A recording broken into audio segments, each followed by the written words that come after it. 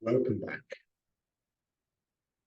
In this lesson, we're going to look at forms of exports or types of exports. We're going to explore the various ways business can engage in exporting their products. Understanding the different forms of export is crucial for a business considering going global, as each form has its own set of strategies, advantages, and challenges. Let's get started with the basics.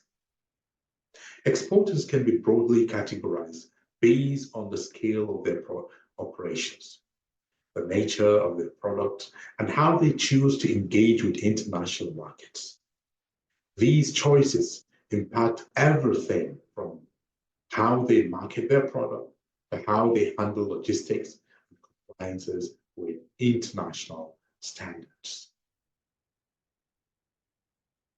One of the major types of export is the direct exporters. These are businesses that sell directly to customers or retailers in a foreign market without going through any intermediaries. They have some advantages, and the biggest advantage here is control. Direct exporter maintain complete control over their market and sales processes. They can set their prices, choose their promotional strategies, and directly manage customer relationships. This level of control often translates to higher profit margins since there are no middlemen. They're just direct to the buyers. But however, there are some disadvantages. This control comes at a cost. Direct exporting requires a significant investment in market research to understand the new market. Companies must establish their own distribution channels and manage complex logistics. All of these activities are resource intensive and can be daunting for smaller businesses. Example, consider a Nigerian furniture manufacturer who craft premium handmade furniture. By selling directly to boutique retailers in the United States, they can ensure their branding is communicated effectively and that they capture a larger portion of the sales price. However, they need to invest in building relationships with these retailers and manage shipping and custom clearance halfway across the world. Understanding these forms helps business decide the best approach to international market based on their resources, capabilities, and goals. So whether you are a small artisan business or a large corporation, choosing the right form of export can significantly impact your success. Now let's move to the second form of export, which is the indirect export. Indirect export or indirect exporter. This form of exporting is quite common and plays a vital role in global trade, especially for businesses that may not have the resources to handle international markets directly. What are indirect exporters? Indirect exporters are companies that do not export their goods directly to the foreign market themselves.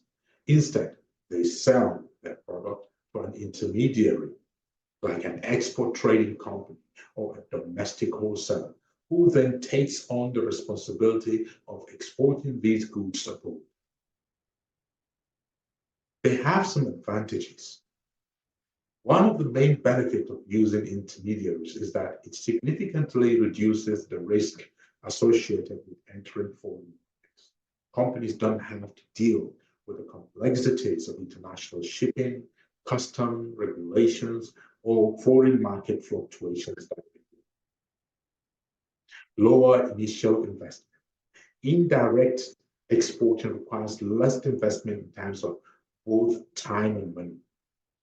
The need for market-specific research, establishing overseas distribution channels, or setting up foreign sales operations is handled by the intermediaries. So intermediaries will handle all these activities. So therefore, indirect exporters has nothing to worry about. Ease of entry. It provides an easier and faster entry into international markets, especially for small to medium-sized enterprises that may lack the scale or expertise needed to direct exporting. Some of the disadvantages of indirect exporting include lower profit margins, since there are intermediaries involved who also want to make a profit. The margin received by the original producer typically lower. Less control. When you sell through intermediaries, you have less control over the marketing and branding of your products. How your products are presented and sold in the foreign market will largely be decided by intermediaries. If you take example of the cashew nut that we sell to intermediaries, they ship it to Vietnam, China, or whatever, the raw cashew nut. We really don't care how they package it, how they process it. We sell it to them and they take it away. They package it the way they want to package it and sell to the end users. We have dependency apart from less control. There's a dependency on the intermediaries' interest and efforts in marketing and selling your product, which might not always align with your company's objectives.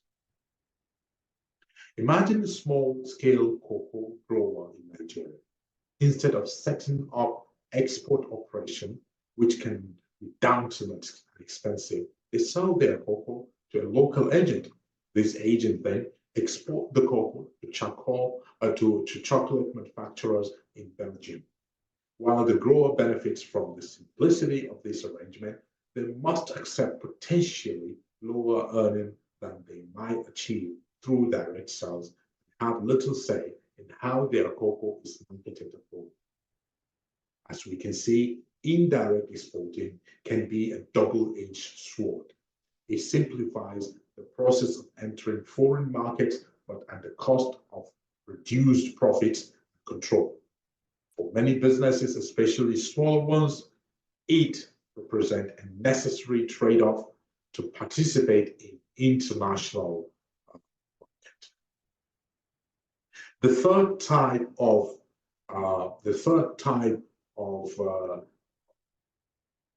types of exporters are the cooperative exporters. They're part of my favorite, actually, because I studied cooperative economics and management. I love anything cooperative.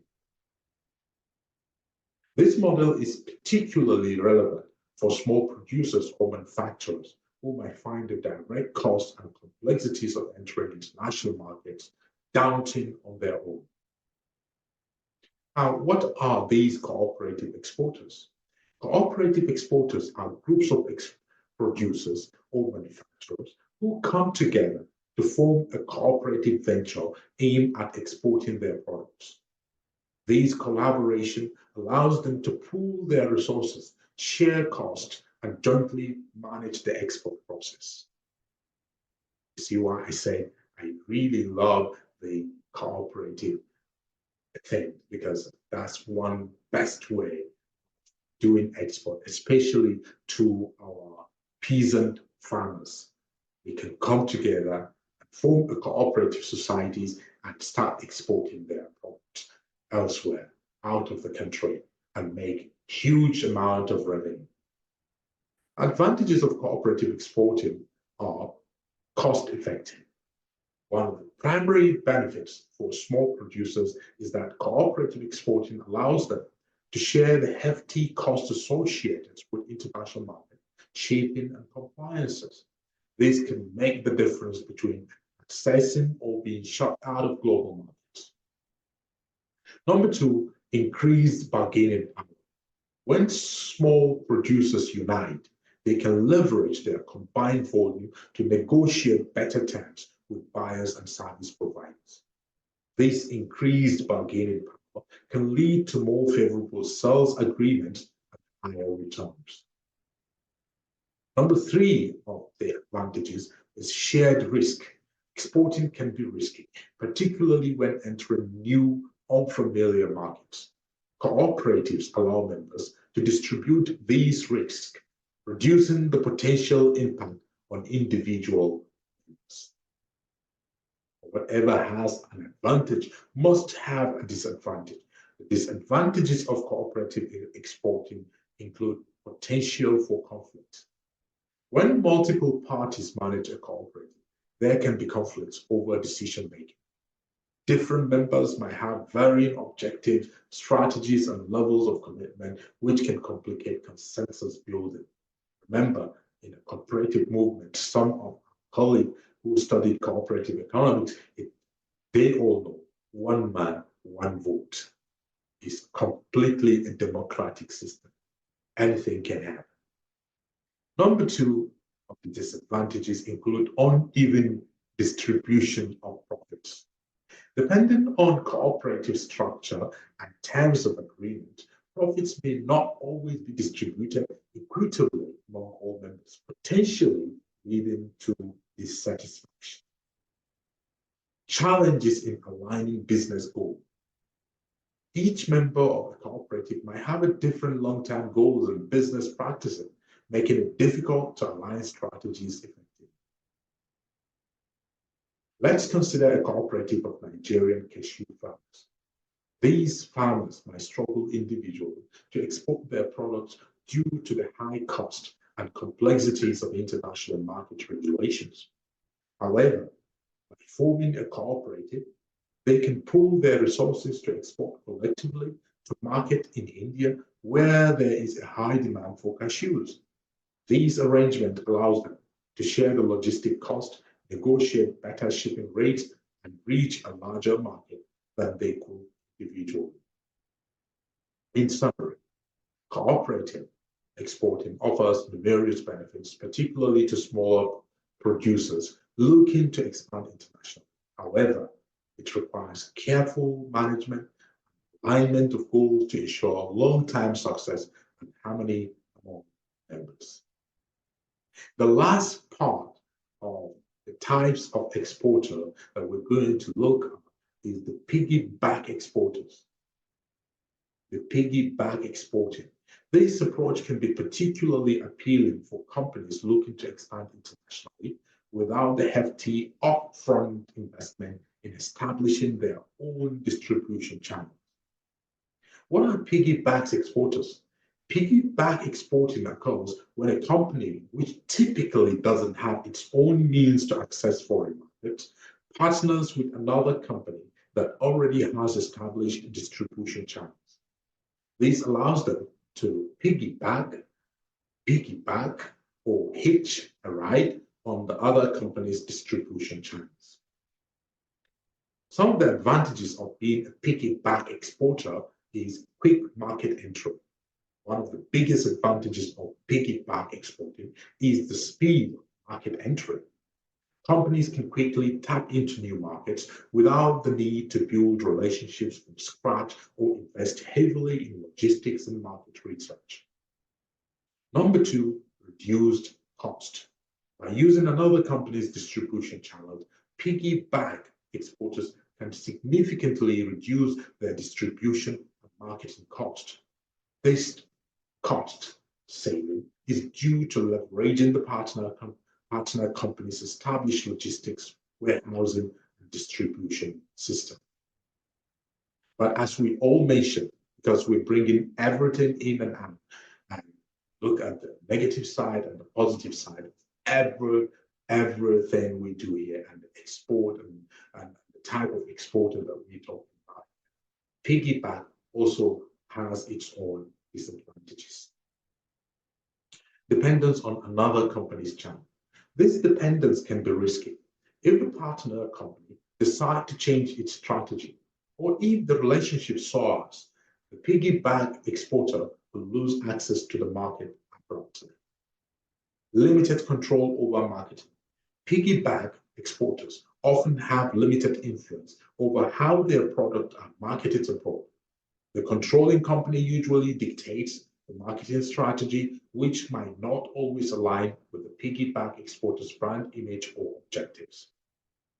There's also the risk that the partner company may prioritize its own product over the piggybacked products, which can affect sales and market presence. Let's look at a general example of a piggy bank. Let's consider Nigerian spice company that wants to enter the Gulf countries but lacks the necessary infrastructure to do so on their own. They partner with an established packaged foods exporter who already ships various products to these countries. By including their spices in these shipments, the Nigerian company can efficiently enter the Gulf markets. However, they must rely on the exporter's distribution decisions and are also subject to their prioritization of products. In conclusion, while piggyback exporting offers significant benefits in terms of cost savings and quick market entry, it requires careful consideration of the potential risk associated with dependence and limited control. It's a strategic decision that companies need to weigh based on their long-term international market goals and their ability to manage these relationships effectively. In conclusion, this decision of selecting the type of export you want to enter into is very critical for any business looking to expand internationally, as it impacts not only their success, but also their ability to sustain operations abroad. Consideration for choosing the right types of exporters include product type. Number one, product type. The nature of your product can greatly influence which exporting method is more suitable. For example, highly specialized products might benefit from direct exporting to ensure proper handling and marketing, whereas standard goods could easily be exported through intermediaries or piggyback methods. Market understanding. Number two, market understanding. How well do you understand the foreign market? Direct exporters need a deep understanding of the local consumer's behavior, regulation, and market conditions.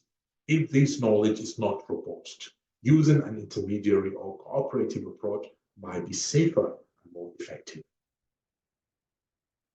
Number three, available resources. What resources do you have at your disposal? If you have ample financial, human, and material resources, you may opt for direct exporting. Smaller businesses with fewer resources might find piggyback exporting or using intermediaries less resource intensive and more feasible. Risk tolerance. How much risk are you willing to take? Direct exporting involves high risk and higher potential rewards. If you prefer a lower risk approach, consider indirect or cooperative exporting, which allows for risk sharing and reduced exposure to market fluctuations. Control over export process. Consider how much control you want to maintain over your products and brands. Direct exporting offers maximum control over branding, pricing, and marketing, while indirect methods like piggyback exporting or using intermediaries offer less control, lower investment responsibilities. The key takeaway of this lesson of forms of export is understanding different types of exporters is crucial in choosing the most effective and efficient method for entering and expanding in international markets. Each type has its advantages and challenges, and the choice should align with your company's specific circumstances, goals, and capabilities. By evaluating these factors, businesses can strategically select the export approach that offers the best fit for their needs, ensuring they maximize their potential success and minimize potential difficulties. In conclusion, the decisions on how to export should be made after careful consideration of these factors to ensure that strategy aligns with your overall business objectives and market conditions. Thank you.